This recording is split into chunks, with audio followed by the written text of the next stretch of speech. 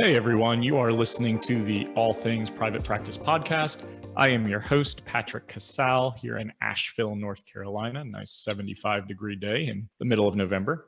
33 degrees tomorrow because we live in the mountains. Makes no sense. So I want to talk a little bit about today possibilities when they don't feel possible and how you can kind of work through that to get to the other side. We get into a lot of situations in life that are hard, and we become therapists for a reason. We get into the helping field for a reason.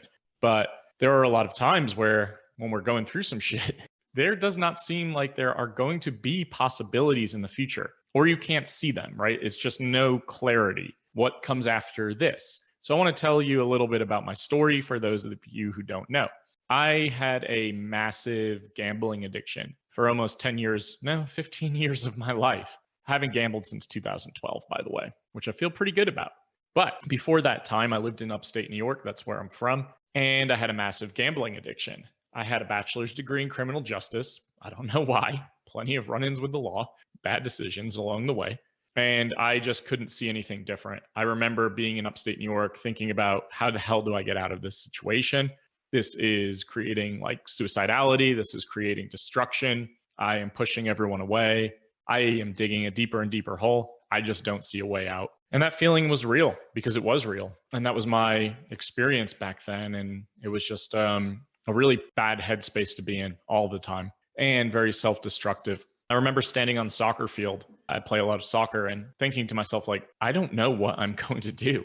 There are no possibilities for me right now. I decided to impulsively move to Asheville, North Carolina in 2011 because, I'm going to outrun my problems, which didn't happen. And I moved down here and I stopped gambling in 2012. And I was working as a case manager at a homeless shelter, helping homeless individuals in Western North Carolina move into permanent supportive housing. Really liked that job. One of my favorite jobs I've ever had. And it was just really humbling too. And again, still had my bachelor's degree. And, I couldn't see any other possibilities. So I thought to myself, I have to get my master's. Like, I'm going to top out at $15 an hour. I don't really know what else to do. I'm good at speaking with people and helping people and supporting, but I don't know how these skills can be used differently. So I went to school at night, got my master's, got my graduate degree in clinical mental health counseling. And again, I'm like, okay, cool. Been watching a lot of Brooklyn Nine-Nine lately. I think I can go into a community mental health job. And I was offered a position starting at like $40,000. And I was like, oh my God, I've made it. This is it, right? Like, this is the pinnacle of what I can do with this degree. And I did that for several years. Worked at a lot of startups, helped create programs and got them off the ground, found myself in the really glamorous middle management positions all the time where you can't please your administrators and your staff never have enough support. I was just like, oh, I am so burnt out from this. It was constant crisis work, on call all the time, answering emails, answering phone calls, text messages. I couldn't get away from it. And again, there were no other possibilities. I didn't know what else I could do. I thought about stepping away from the profession plenty of times. I could go back to bartending. I could go back to doing anything. I just couldn't do that anymore. And there's a lot of guilt and shame that comes up with those thoughts and emotions where it's like, I went to school for this. What the hell is wrong with me? But it's really a broken system. I mean, community mental health agencies exist for a reason. And we are able to support our most vulnerable populations, but they're massively underfunded, like we all know. And it's exhausting, and we don't have enough support or resources, and you're always asked to do more with less, and it's almost applauded. Self-care is talked about, but it's laughed at, like, we should practice self-care, ha ha ha. Oh, you want to put a PTO request in? Denied, we don't have enough staff. It's just bullshit. And I think we believe as therapists and counselors and social workers that that's the path. That's the end all be all. Like, we either become community mental health therapists and burn ourselves out, or we go maybe get a PhD and we're professors. And that's the extent of it. Private practice ownership is very rarely talked about, especially in grad school programs and community mental health agencies. It's almost taboo, as if you can't make it. It's not going to be successful. You can't work for yourself. And hell, none of us get business training, right? So like, we don't know what the hell we're doing. How do I start something up that I have no clue? It feels so overwhelming. And you convince yourself that it's just not possible. Not for me, at least. I can't do that. Nobody would hire me. how do I even get clients? Like, that's a big risk. I'm really comfortable with this really shitty salary and terrible benefits because I know when I'm going to get paid. And I know that I have 2.5 weeks off a year that I'm barely ever able to take. Again, another message that says this is not possible, at least not for you. When I decided to finally leave, there was a last straw moment that I'm not going to go into right now. And I was like, I'm going to start a private practice and I don't know what I'm doing. I found lists online in some of the Facebook groups and I was like, I'm just going to do this. I don't know if it's going to be successful, but I've got to try. I was scared shitless. Like, I didn't think it was going to work. Again, major imposter syndrome. Who's going to hire me? Who's going to call me? Am I ever going to get phone calls? Like, I don't know what I'm doing. And you stumble along the way and you make mistakes and you fail. I remember a night where I had 3 back-to-back-to-back no-shows. I didn't have their cards on file. I didn't really have a policy in place, not at least one that I was comfortable enforcing. So I just sat there in my office and I was like, yeah, I've got to pack up shop. I don't know how to be a business owner. I can't do this. I have to go back to my community mental health job, tail between my legs. The last thing my program manager told me at my exit interview lunch was, you'll be back in 30 days. Nobody's successful in this. Nobody ever makes it on their own. So we'll keep your job waiting for you. And I was like, what the fuck? And I just remember like having that be so motivating for me to be like, yeah, I can't do this. I'm never going back there because I cannot let her win or the system win. It was kind of petty, but it's also created like momentum and fueled the fire, so to speak, to never allow that to be my reality. I realized in that moment, I just have to reshape my policies. This doesn't mean that this isn't going to work. It just means that I have to be more intentional. I have to get really clear on boundaries. And what I did was create a policy, had all of my clients sign it, go over it with them, explain, hey, this is the policy. I'm going to charge your card, full fee. If you don't show up, if you late cancel, all that stuff, because we have to treat our businesses like businesses. And therapists don't do a good job of that. We really struggle with the money piece. We struggle to enforce policies. We have bleeding heart syndrome a lot. And I'll talk about that in future podcast episodes.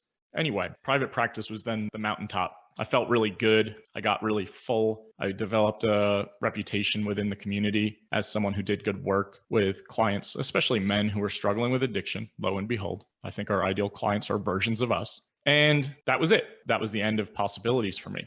And I remember back then, like two or 3 years ago, must have been 3 now, that I saw a link in one of the Facebook groups for the Not Your Typical Psychotherapist conference that Ernesto Segismundo holds every year. I was looking at it and I was like, oh my God, all these therapists doing all these outside of the box things, these innovative ideas, different ways to work, different streams of revenue. I convinced myself I should go to that conference. It was in California at the time. And I then decided to talk myself out of it. I don't have anything to offer. I don't have anything in common with them. I am going to feel really out of my league. And it was fear-based. It was scarcity mindset-based. Imposter syndrome fueled the fire. Again, no other possibilities but private practice. And I'm not saying private practice for those of you who want that to be your long-term and your reality, and that's going to be your career for the rest of your lives. There's nothing wrong with that. But as someone with ADHD who can't sit still, and I have this complex when I feel like I've mastered something that I need to do something different. I'm sure a lot of you can relate. I thought, what else can I do? I had been helping therapists in Asheville for years build their businesses, their practices, help motivate and empower them, and really try to instill some positive thinking and courage to take the leap, start their businesses. And they would all tell me, you should do this for a living. You are really good at this. You're really good at leading. You're really good at instilling confidence. And I would say, oh no, not me. There are other private practice building coaches out there, and they have good reputations. Some of them live in my city and have massive followings. Why would anyone hire me if they exist? So I talked myself out of it again. Again, putting an end to any possibility because I didn't believe that there was anything else that I could do.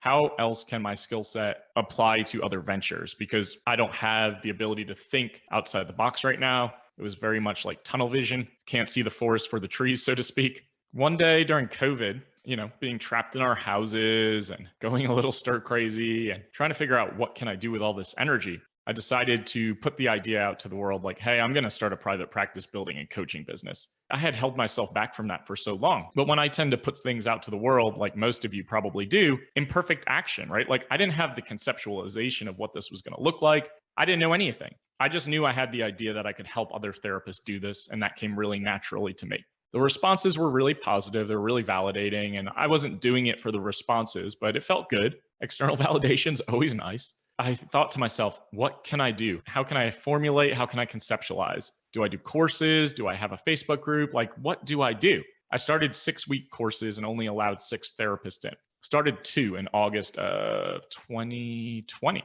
Yeah, it's only been a year. And they all sold out right away. And it was so fucking cool. Like working with therapists from Alaska and North Carolina and New York and Hawaii and all over the country, California, meeting all of these therapists and seeing that they were all going through the same things: fearfulness, anxiety, overwhelm, scarcity mindset, imposter syndrome, all the things that I had gone through in the past. And that is really normalizing for people to hear that, hey, my experience is not unique to me. Other people go through these things too. That can help comfort and kind of ease nerves and instill some hopefulness that things can be different. It was really, really, really powerful. And I think I launched 10 of those in 2020. And I sold all of them out and started to develop a reputation as a practice building coach and consultant who knew what the fuck they were doing. Then I started to realize we attract and repel. What we put out there is what we attract. We also repel based on how we operate within our value system in the world. I curse a lot, I'm very authentic, but I'm also very good at motivating and encouraging and helping people believe in themselves. I've been a coach, a leader all my life, a captain of all the soccer teams, all that stuff. And I thought, this is the pinnacle once again, right? Like, I've got these courses, but they're gonna never stop. Like, I have to keep launching them. I have to keep building up this momentum. Like, I can't stop being visible or responsive. And that's fucking exhausting. I don't like launches because it brings up a lot of insecurity for me. Will people buy my stuff? Will people like my stuff? Like, it's kind of a reflection on you in a way. That hurts sometimes when you feel vulnerable and insecure, and that stuff comes up for you when we launch products or courses or ideas.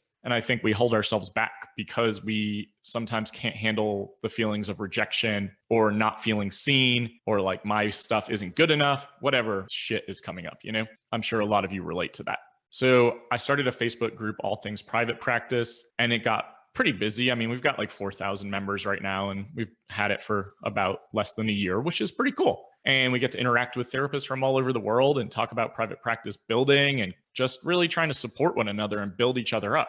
There's a lot of therapist Facebook groups out there that maybe don't do that good of a job of that. It's kind of shaming. And also, like, I really want to support people through their journeys and allow them to self-promote and talk about the cool stuff that they're doing. And a lot of groups don't do that, and that's okay. To each their own. And that's a good point of this, is like, authenticity and showing up the way you want to show up is then going to allow you to attract the clients that you want to attract, whether that be in your private practice, in your coaching businesses, in anything that you do.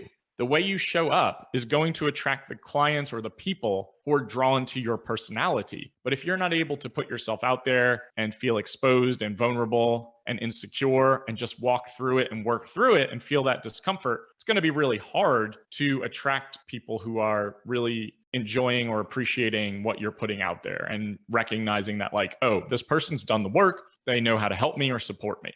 But again, I'm going to use this term, like, that was the end of my possibilities. Like, okay, I've got a Facebook group, I do some coaching courses, and I've been on some podcasts of other people. This is cool. Like, this feels surreal. I am waiting for this to end, and it hasn't yet. And now that I've started a podcast, I've also started a group practice because I was getting so many phone calls as a therapist. I had to refer out so often. I thought, why don't I refer in and hire some really cool fucking people? Right now, we've got 11 therapists. I started my group practice less than a year ago.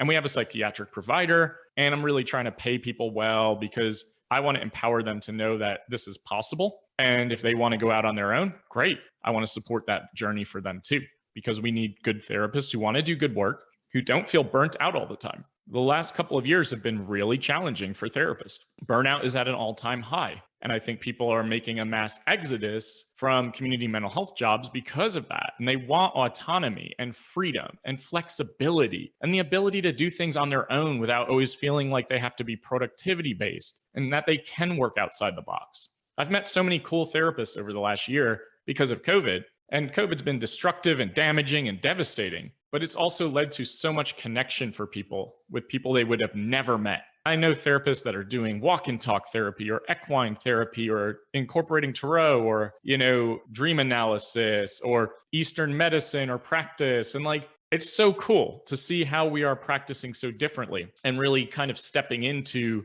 personality and belief and value system too. It's really important, I think, to recognize that in private practice and small business, we need to be marketing within our value system and being authentic to that point to say, like, if this is what I believe, if this is the stand I'm going to take, if these are the things I think work, really walk that walk. And, you've got to be able to back it up too. I don't know what the future holds. All I know is that 15 years ago, this was not possible. All I know is that a year ago, this was not possible. All I know is that I've been limiting myself and preventing myself all of my life. I think a lot of you can probably relate to that. Convincing yourselves that you're not good enough, you don't have enough to offer, you're not competent enough, whatever the case may be. Those self-limiting beliefs exist. It's really painful, it's really damaging, and it sucks. So you're not alone in that.